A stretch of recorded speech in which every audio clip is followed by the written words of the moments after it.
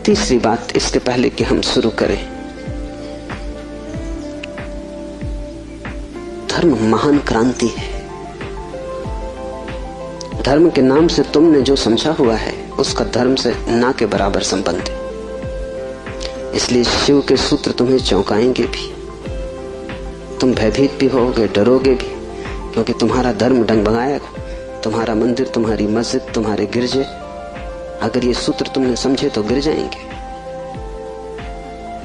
तुम उन्हें बचाने की कोशिश में मत लगना, क्योंकि वे बचे भी रहे तो भी उनसे तुम्हें कुछ भी मिला नहीं। तुम उनमें जी ही रहे हो और तुम मुर्दा हो। मंदिर काफी सजे हैं, लेकिन तुम्हारे जीवन में कोई भी खुशी की किरण नहीं। मंदिर में काफी रोशनी, उससे तुम्हारे जीवन का अंधकार नहीं मिटता।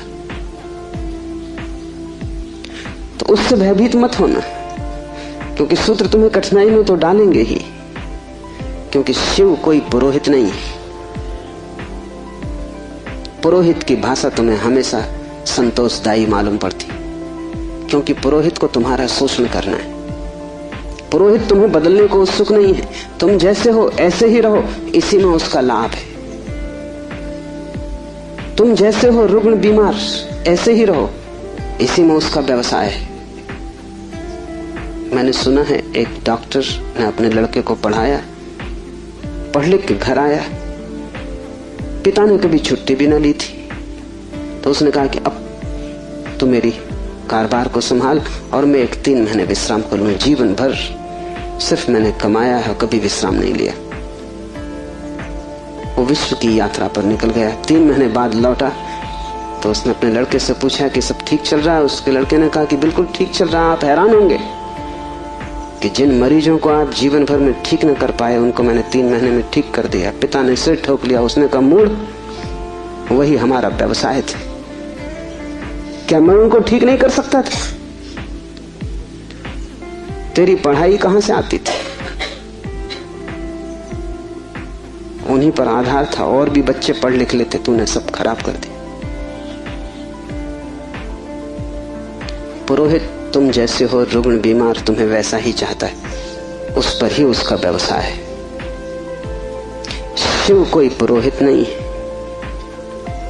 शिव तीर्थंकर है, शिव अवतार है, शिव क्रांति दृष्टा है, पैगंबर है। वे जो भी कहेंगे वो आग है। अगर तुम जलने को तैयार हो तो ही उनके पास आना। अगर तुम मिटने को तैयार हो तो ही उनके निमंत्रण को स्वीकार करना, क्योंकि तुम मिटोगे तो ही नए का जन्म होगा। तुम्हारी राख पर ही नए जीवन की शुरुआत है। इन बातों को ख्याल में रख के एक सूत्र को समझने की कोशिश करें।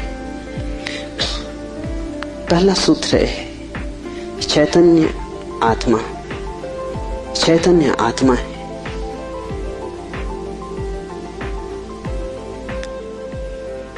चैतन्य हम सभी हैं, लेकिन आत्मा का हमें कोई पता नहीं चलता। अगर चैतन्य ही आत्मा है तो हम सभी को पता चल जाना चाहिए। हम सब चैतन्य हैं, लेकिन चैतन्य आत्मा है, इसका क्या अर्थ होगा? पहला अर्थ, इस जगत में सिर्फ चैतन्य ही तुम्हारा अपना है। आत्मा का अर्थ होता है अपना, से सब पराया है।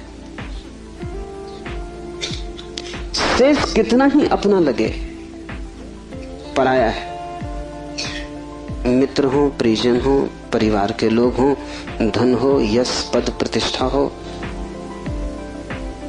बड़ा साम्राज्य हो, वह सब जिसे तुम कहते हो मेरा, वहां धोखा है, क्योंकि वो सभी मृत्यु तुमसे छीन लेगी। मृत्यु कसौटी है, कौन अपना है कौन पराया है। मृत्यु जिससे तुम्हें अलग कर दे वो पराया था, और मृत्यु तुम्हें जिससे अलग न कर पाए वो अपना था। आत्मा का अर्थ है जो अपना है। लेकिन जैसे ही हम सोचते हैं अपना, वैसा ही दूसरा प्रवेश कर जाता है। अपने का मतलब ही होता है कोई दूसरा जो अपना है। तुम्हें यह ख्याल ही नहीं आता कि तुम्हारे अतिरिक्त तुम्हारा अपना कोई भी नहीं, हो भी नहीं सकता है। और जितनी देर तुम भटके रहोगे इस धारा में कि कोई दूसरा अपना है, उतने दिन व्यर्थ गए, उतना जीवन अकारण बीता, उतना समय तुमने सपने देखे, उतने समय में तुम जाग सकते थे, मोक्ष तुम्हारा होता, तुमने कचरा इकट्ठा किया।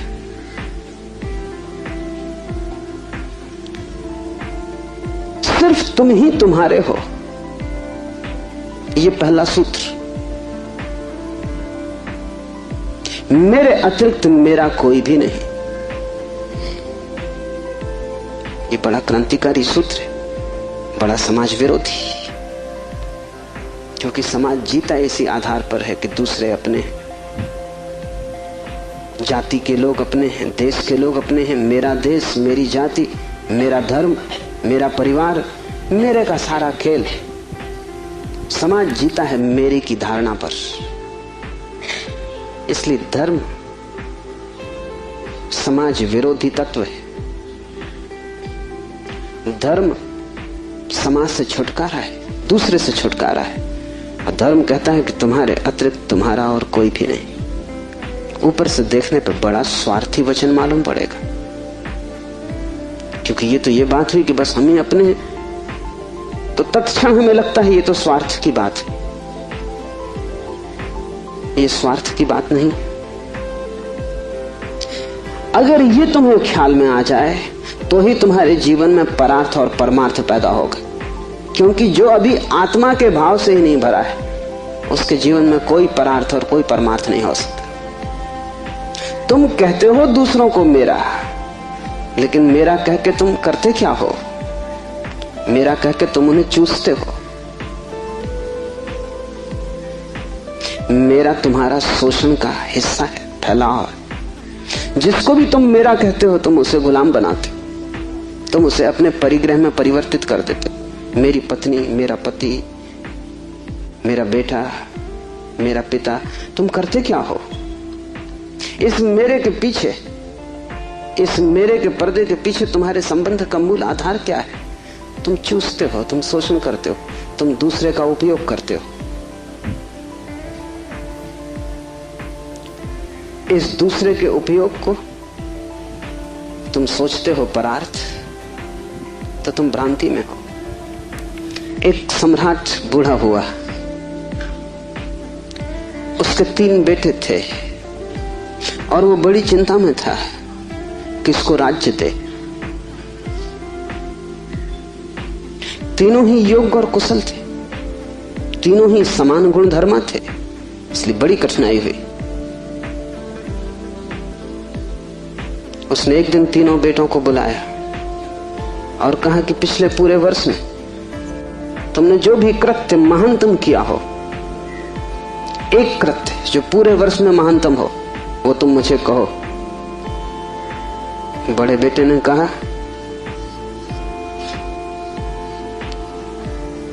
कि गांव का जो सबसे बड़ा धनपति है, वो तीर्थ यात्रा पर जा रहा था। उसने करोड़ों रुपए के हीरे जवाहरात बिना गिने, बिना किसी हिसाब किताब के, बिना किसी दस्तखत लिए मेरे पास रख दिए और कहा कि जब मैं लौट आऊंगा तीर्थ यात्रा से, मुझे वापस लौटा देना। चाहता मैं तो पूरे भी पा जा सकता था, क्योंकि न कोई लिखा पढ़ी थी, न कोई गवाह था। इतना भी न करता है तो थोड़े बहुत बहुमूल्य हीरे में बचा लेता तो कोई कठिनाई न थी, क्योंकि उस आदमी ने ना तो गिने थे और ना कोई संख्या रखी थी। लेकिन मैंने सब जैसी की जैसी थैली वापस लौटा दी। पिता ने कहा तुमने भला किया,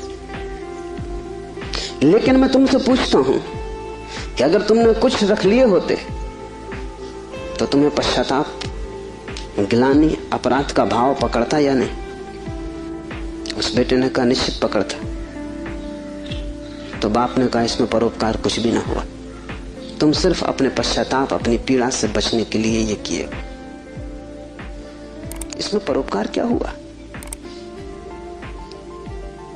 हीरे बचाते तो ग्लानि मन को पीड़ा देती, कांटे की तरह चुभती। उस कांटे से बचने के लिए तुमने हीरे वापस दिए। काम तुमने अच्छा किया, ठीक है, लेकिन परोपकार कुछ भी ना हुआ। उपकार तुमने अपना ही किया है। दूसरा बेटा थोड़ी चिंता में पड़ा और उसने कहा कि मैं राह के किनारे से गुजरता था और झील में सांझ के वक्त, जबकि वहां कोई भी न था, एक आदमी डूबने लगा। चाहता तो मैं अपने रास्ते चला जाता, सुना अनसुना कर देता, लेकिन मैंने तत्क्षण छलांग मारी, अपने जीवन को खतरे में डाला और उस आदमी को बाहर निकाला। बाप ने कहा तुमने ठीक किया, लेकिन अगर तुम चले जाते और ना निकालते तो क्या उस आदमी की मृत्यु सदा तुम्हारा पीछा न करती? तुम अनसुनी कर देते ऊपर से, लेकिन भीतर तो तुम सुन चुके थे उसकी चीत्कार आवाज कि बचाओ। क्या सदा सदा के लिए उसका प्रेत तुम्हारा पीछा न करता? उसी भय से तुमने छलांग लगाई, अपने जान को खतरे में डाला, लेकिन परोपकार तुमने कुछ किया हो इस भ्रांति में पड़ने का कोई कारण नहीं। तीसरे बेटे ने कहा कि मैं गुजरता था जंगल से और एक पहाड़ की कगार पर मैंने एक आदमी को सोया हुआ देखा, जो कि नींद में अगर एक भी करवट ले तो सदा के लिए समाप्त हो जाएगा, क्योंकि दूसरी तरफ महान खड्ड था। मैं उस आदमी के पास पहुंचा और जब मैंने देखा कि वो कौन है तो वो मेरा जानी दुश्मन था।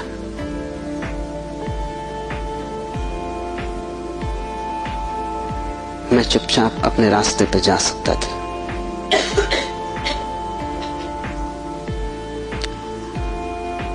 या अगर मैं अपने घोड़े पर सवार उसके पास से भी गुजरता तो मेरे बिना कुछ किए शायद सिर्फ मेरे गुजरने के कारण वो करवट लेता और खड्ड में गिर जाता। लेकिन मैं आहिस्ते से जमीन पर सरकता हुआ उसके पास पहुंचा कि कहीं मेरी आहट में वो गिर न जाए। और ये भी मैं जानता था कि वो आदमी बुरा है, मेरे बचाने में भी वो मुझे गालियां ही देगा। उसे मैंने हिलाया, आहिस्ते से जगाया, और वो आदमी गांव में मेरे खिलाफ बोलता फिर रहा है, क्योंकि वो आदमी कहता है मैं मरने ही वहां गया था। इस आदमी ने वहां भी मेरा पीछा किया। इस जीने तो देता ही नहीं, इसने मरने भी न दिया।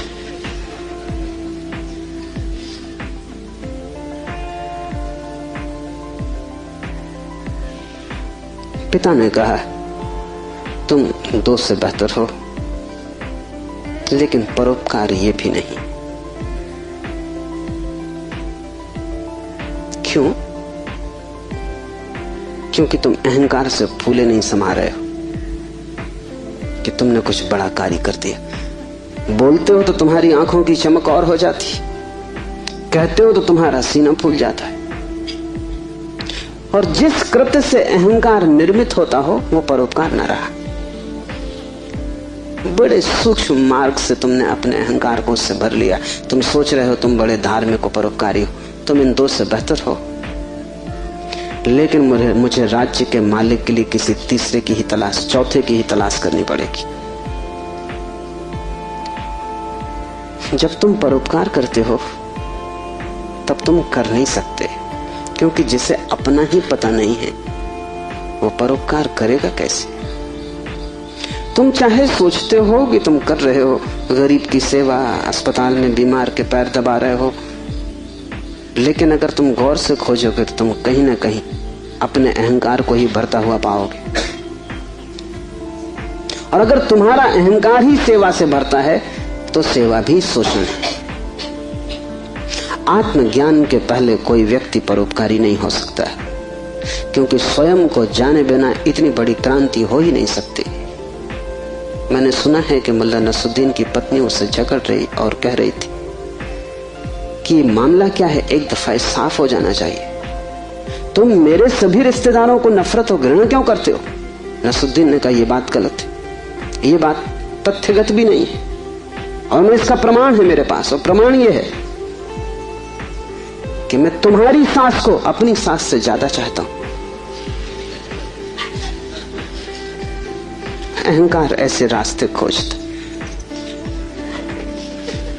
ऊपर से दिखता है कि तुम परोपकार कर रहे हो, लेकिन भीतर तुम ही खड़े होते हो। और जितनी सूक्ष्म हो जाती है यात्रा, उतनी ही पकड़ के बाहर हो जाती। दूसरे तो पकड़ ही नहीं पाते, तुम भी नहीं पकड़ पाते हो। दूसरे तो धोखे में पड़ते ही हैं, तुम भी अपने दिए धोखे में घूम जाते हो, भटक जाते हो।